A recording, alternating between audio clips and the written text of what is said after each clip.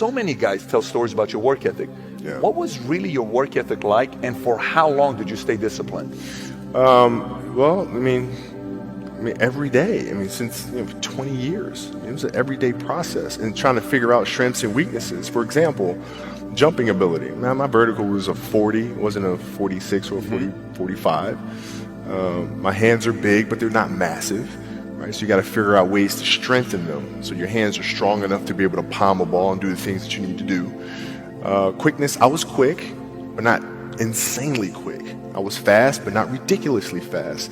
Right, so I had to rely on skill a lot more. I had to rely on angles a lot more. I had to study the game a lot more. And but I enjoyed it though. So like from the time I can remember when I started watching the game, I studied the game, and it just never changed.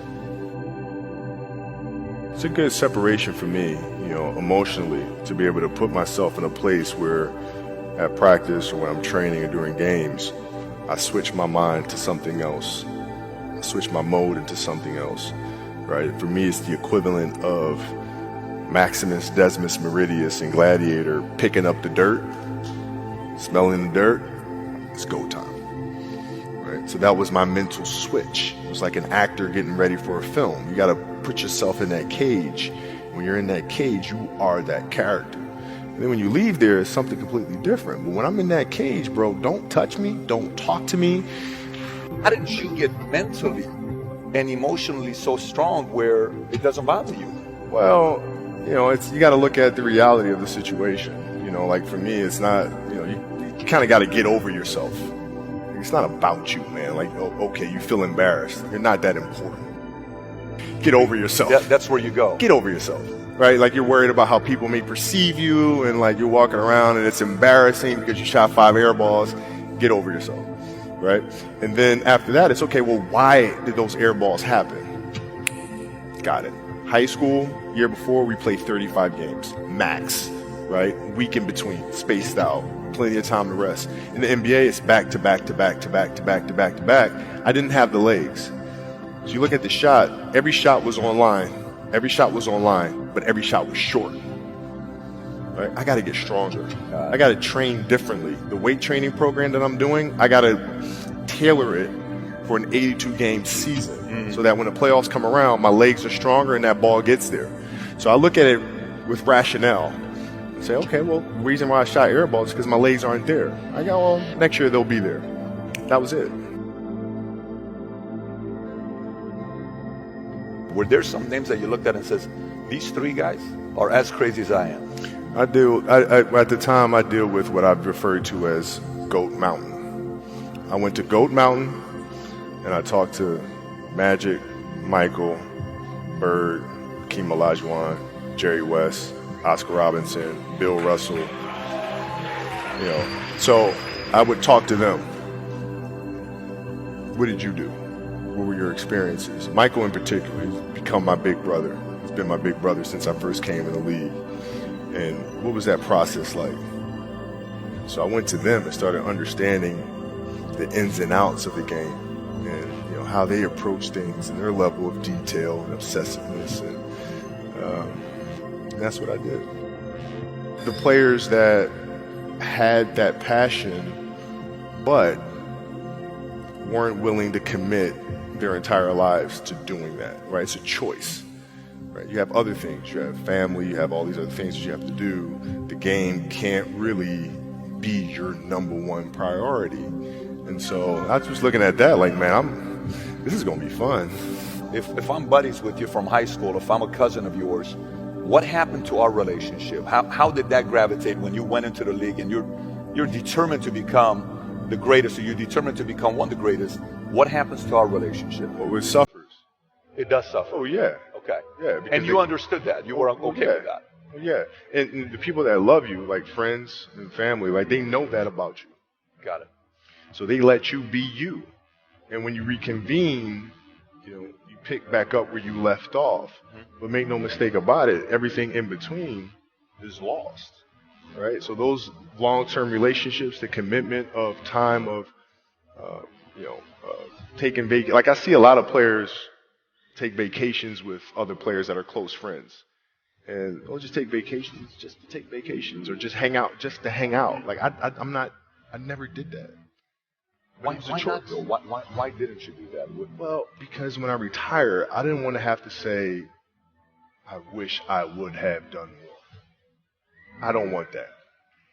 You know, I don't want that. You know, you got a lot of people paying their hard-earned money to come watch you perform. It's your job to be in shape. It's your job to be strong enough to perform at that level every single night. And as a competitor, I'm not ducking shit. Like, it's not, oh my God, my back hurts, I'm sore, we got to play Vince Carter and Toronto Raptors tonight.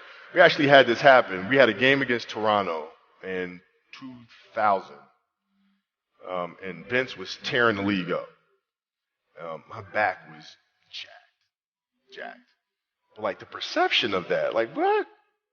Kobe's missing a game against Toronto and Vince Carter because my back was really spasming. But people will be like, what? Oh, he's ducking Vince. Excuse me? No, I don't think so. So I would be in the layup line like, okay, there's a lot of days where, you can rest and recover. Today ain't one of them. Your back can bother you any other day. That shit ain't bothering me today. He gonna have to see me today. Yeah. Amen. Yeah. If you're looking at a big investments you got to make, what is the decision-making process there? Do you call? Is there first you do your own research? You take this much time. You call an advisor. Is there a system you follow? It's pretty simple for me. It's do you understand the business? Is it a business that you can help in some form or fashion? What are the barriers of entry to that business? And then the entrepreneurs themselves, the company itself. Right? Do they have a culture that you believe is sustainable? Are these leaders people that you believe in?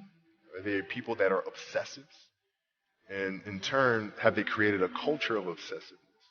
So I tend to look at those 4 factors, and that's it. That's big right there. Same determination. What's your current work schedule look like today?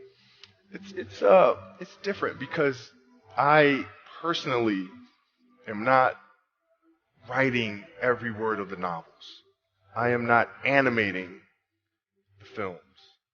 What I have to do now is make sure that the people that we bring in, these obsessives that we bring in, are challenging themselves to do the best job that they think they can do. That's what I'm there for, is for them to constantly look in the mirror and self-assess and challenge themselves. If we have a project and you're saying, okay, I can do that, that's not the project we want. The projects that say, I don't know if I can animate that. I don't know how to write that story. I don't know how to do that. Those are the things we want, because through that curiosity, you'll reach a level that you didn't think was possible. And so running the studio, that's what I'm doing. You're playing against the Golden State Warriors.